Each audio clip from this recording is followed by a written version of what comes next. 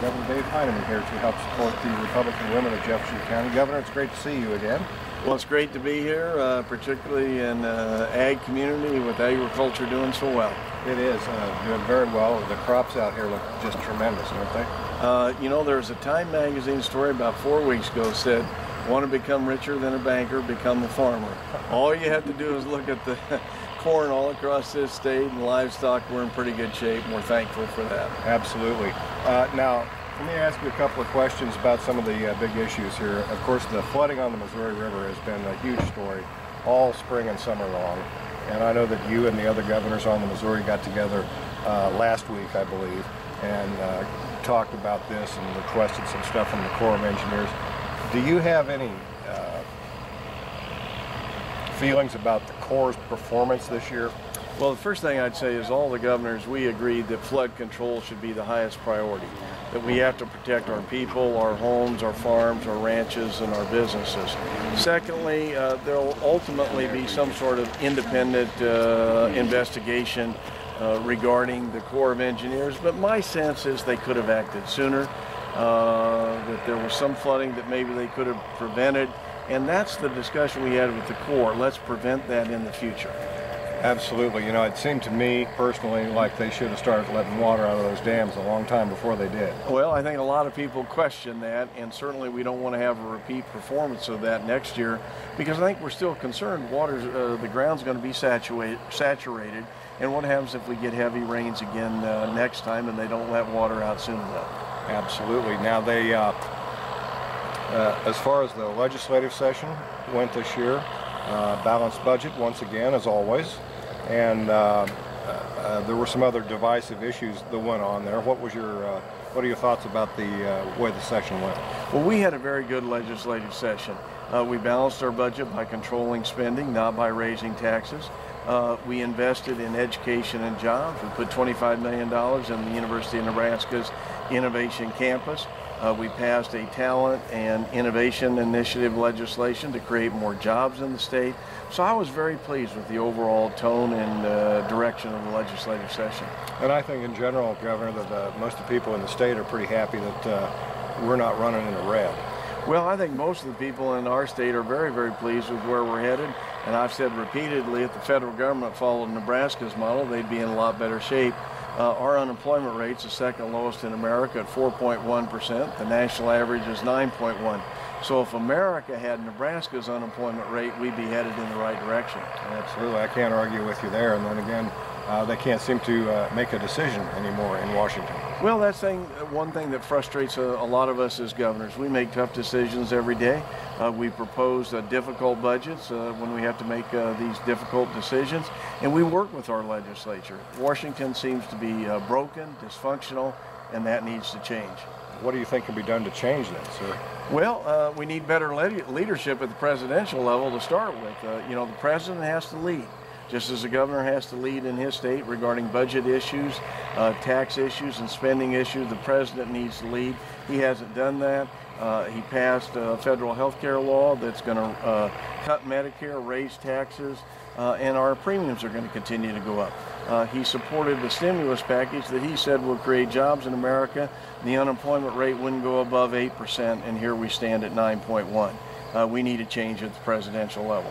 Well, let's take a look at the future. What do you foresee in the upcoming legislative sessions being major issues? You know, it's probably a little early to tell yet. Clearly, the budget issues always come into play, but this will be the short session, so we probably won't have as many major issues as we have in the long session. Governor, thank you for your time. Great talking to you as always.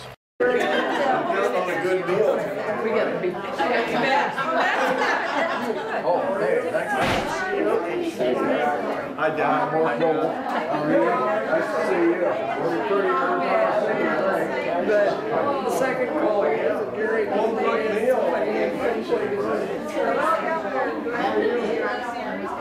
Very, my pleasure. Glad to have everyone here. Get up. That's okay. How are you? Good to see you. I'm glad to have everybody here. I tell you, the cornfields look great coming in there. Crops are good this year. I haven't seen some that didn't look so good. No, to tell you the truth, I haven't. Everywhere I go in the state of Nebraska, the crops look great. Livestock prices have been good. You know, our ag economy holds us up pretty good. It's, oh, yeah, right. Hi, Governor. Nice to see you. Welcome to Fairbank. Hey, now, a big party going on down here. Nice to see you.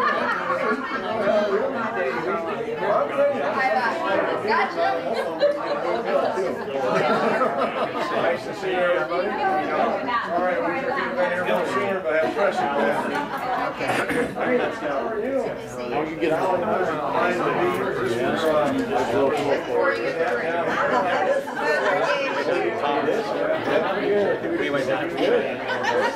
I was told the real action was down here. The real action is down here.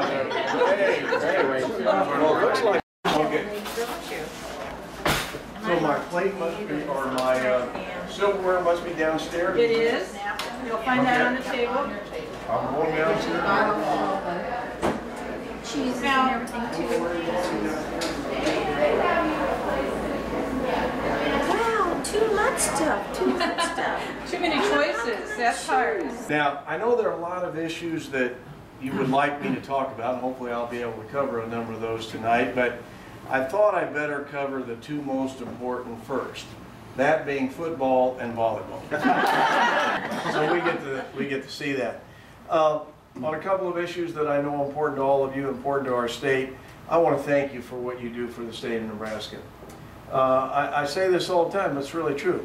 Nebraska is in much better financial shape than almost all of America. And why is that? Well, it's because of all of you and our citizens who believe in some fundamental financial principles, beginning with, we don't spend money we don't have. We don't do that in our family budget. We don't do it in our business budget. We don't do it at state government level. So if you don't spend money you don't have, you don't get in trouble. And that's the problem certainly with the federal government. And so you look at what we've done over the last few years. We controlled our spending. We didn't raise taxes. In fact, about 4 years ago, we passed the largest tax relief package in the history of the state. But we've continued to invest in two very important issues: education and jobs. Make sure we continue to give our young people the very best education that we can give them. And a high school education is no longer sufficient. We need to get them to at least 2 years of college and preferably 4. And then after we've given them that great education, we want to make sure that we have jobs right here in Nebraska so that we can keep them here. And I just want to share with you, we now have the second lowest unemployment rate in America at 4.1%. The national average is 9.1. But let me just share with you a couple things about that to put it in perspective, because sometimes we don't fully appreciate this, okay? Our neighbors to the east and west, Iowa and Wyoming, I'm sure they're very proud of their unemployment rate. It's 6%. It's 50% higher than ours. If you go to Missouri and Colorado, they're sitting at about 8.5%. That's twice ours, and yet it's below the national average. It is amazing how much better shape we are in than the rest of the country. Now, we still have our challenges, but again, we're so much better off. And I can see this when I talk to other governors, where if you're in a state where the unemployment rate's 10, 11, 12, 13%, first thing you notice, the attitudes are very negative. Their people are depressed. If you have a job, you're worried you're going to lose it tomorrow. And those who don't have a job can't see very far into the future when that's going to change. And so again, that's a reflection of our people. The way we handle our family budgets, the way we handle our business activity in this state so that we can continue to grow. And again, in state government, unlike federal government we can talk about, we actually balance the budget without raising taxes. You can do it. You got to make tough choices, and we did that last couple of years. I also want to share with you, and I want to quote this so I get it right. Let me share with you a couple of statistics about our state right now, and I'll cite some of our bigger cities. Omaha has been recognized by Forbes as the most affordable city in America right now. Market Watch said Omaha is the second best city in America for business. Forbes said the #1 best city for new jobs in all of America is Lincoln, Nebraska. Business Week said one of the best small cities for startups is Kearney, Nebraska. And I could just go on and on about the various rankings that you see out there today where Nebraska is recognized all over America. We're on the top 10 best states for business now. We've improved our tax climate, a whole series of things, but we can't rest on what we're doing. Now, how do we get here when you think about it, all that's going on in our state? Well, first of all, our technology sector is expanding. Our biotechnology sector has been growing about 19 or 20% a year for the last 6 or 7 years. We've got a strong insurance and finance market. Manufacturing is doing fairly well in our state. But at the core of all this is agriculture. And I just want to share with you, agriculture is maybe more diverse than we used to think. In fact, if you haven't read the Time magazine story about 3 weeks ago, I don't know how many you saw this story. There's a great story in Time magazine. Want to become richer than a banker? Become a farmer. I'll be glad to take your questions. This year, I just took over in July. I'm serving as the chair of the National Governors Association. The first time that we've had a Nebraska governor in 60 years who is serving in that role. And I will tell you without a question of a doubt, one of the most important reasons I got elected by my fellow colleagues to be the chair is because of the economic performance of our state. Because we'd sit in these meetings, we'd go around the room and governors would talk, and everybody'd say, well, what's your unemployment rate? And they'd get to me and I'd say 4.1. And they'd say, Dave, why don't you get lost? I mean, so they recognized what we were doing. I think I've got the respect of my colleagues. And so for the next year, I'm going to try to use that role to showcase and model Nebraska. And our initiative is going to be growing state economies. We're going to have 4 economic development summits across America. One in the middle of October in Hartford, Connecticut. One in the middle of November in Nashville, Tennessee. One in late January in Seattle, Washington. And then the last one in late April is going to be here in Omaha, Nebraska.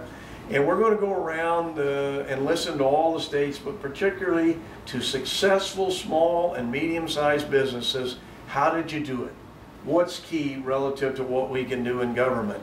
And then, I was wondering, how do you feel about the pipeline?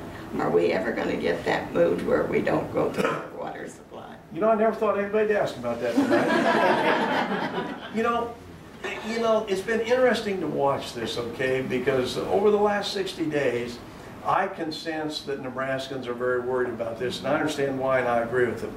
Generally speaking, in our state, we're not opposed to pipelines. What we're opposed to is this is going through the sandhills and over the aquifer, the Ogallala Aquifer, and we don't want that to happen.